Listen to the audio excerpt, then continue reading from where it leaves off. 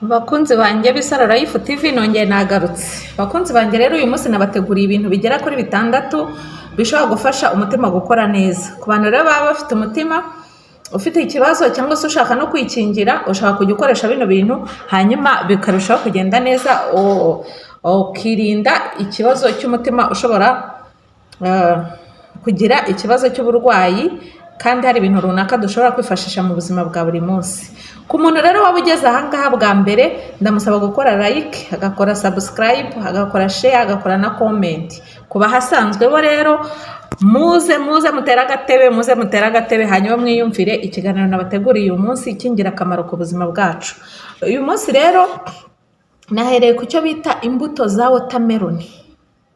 Imbuto za watermelon buriya ni umuti, ni wane, ni inyunganiramirire kandi ishobora gutuma umutima wawe ukora neza. Zirimo magnesium, intungamubiri ifasha mu mikorere myiza y'imitsi y'amaraso n'umutima, ikarinda ko umutima utera nabi. Irregular heartbeat. Ni ukuvuga ngo rero ziriya mbuto abantu benshi bajya bakunda kuzijugunya, kandi ntago ari ko byakagombye kugenda. Ugomba kuzikoramo ukazitunganya neza, wamara kuzitunganya neza ukazanika, hanyuma ukazikoresha muri ubu buryo turi kukubwira ahangaha. Zigabanya umuvuduko w'amaraso, ibyo bita blood pressure, kubera potassium na arginine birimo. Ibibuto bya watermelon bifasha imitsi y'amaraso kugumya kuba yoroshye no kugabanya hypertension. Ikindi cya gatatu, zigabanya cholesterol mbi, nk'inyamarambabiri yitwa LDL.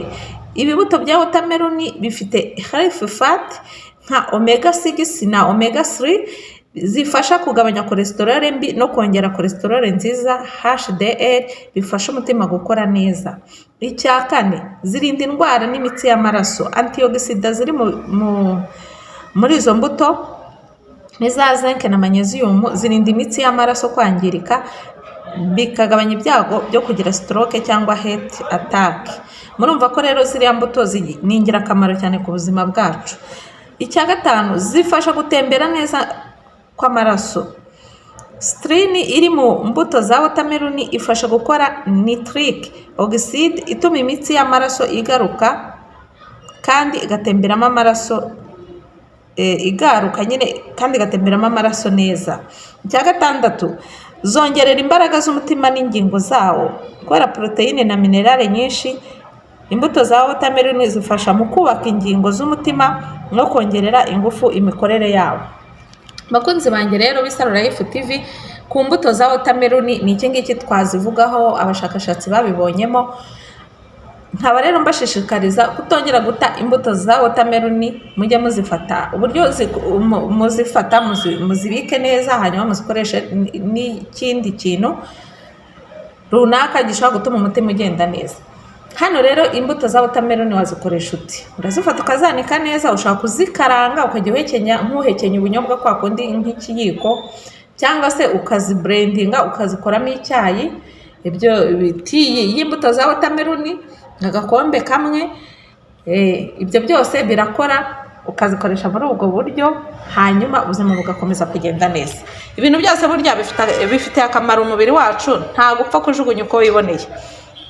Ikindi kintu nifashishije nkurikije iby'abahanga babivuzeho, indimu buriya nayo igabanya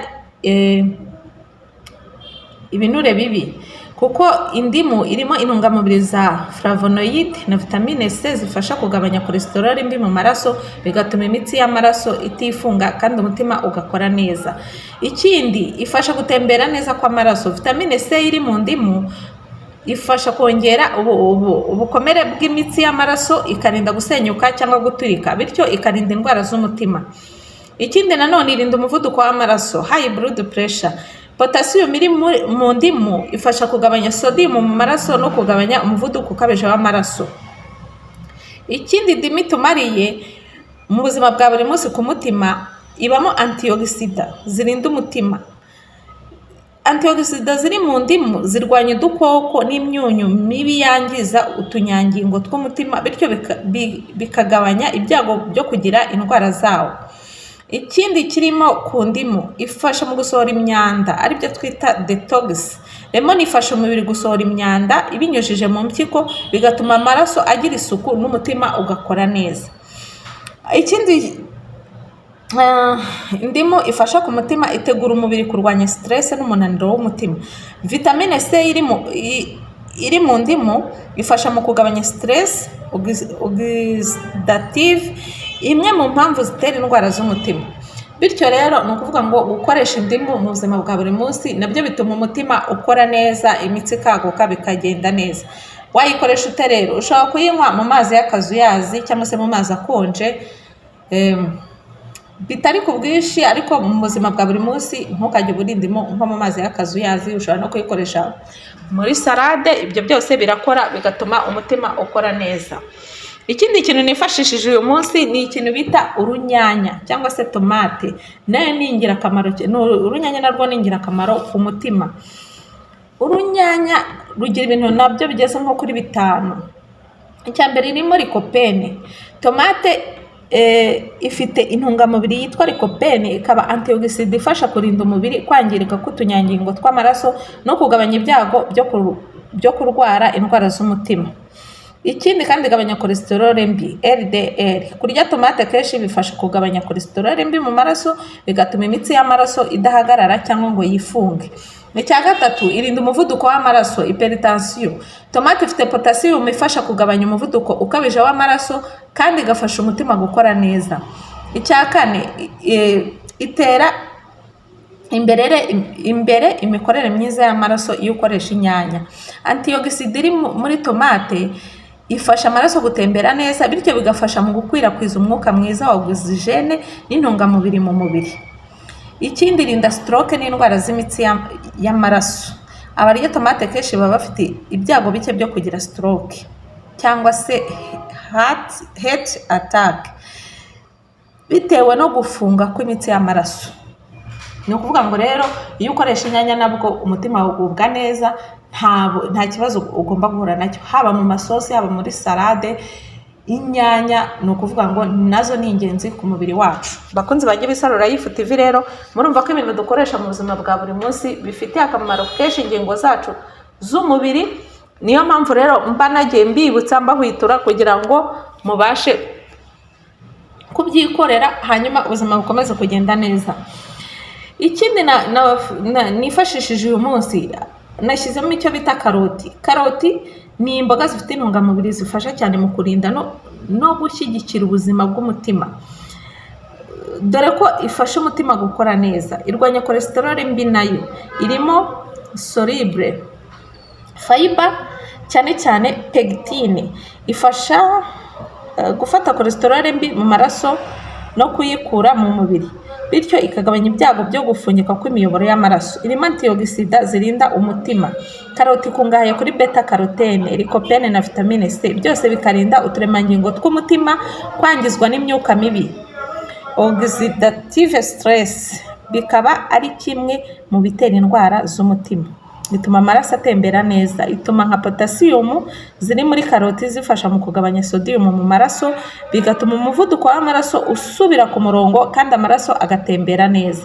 Ifasha mu kugabanya ibiro. Karoti ni nziza ku bantu bashaka kurinda umutima binyuze mu kugabanya ibiro, kuko ifite karori nke kandi yuzuyemo fiber ituma wumva ushimishijwe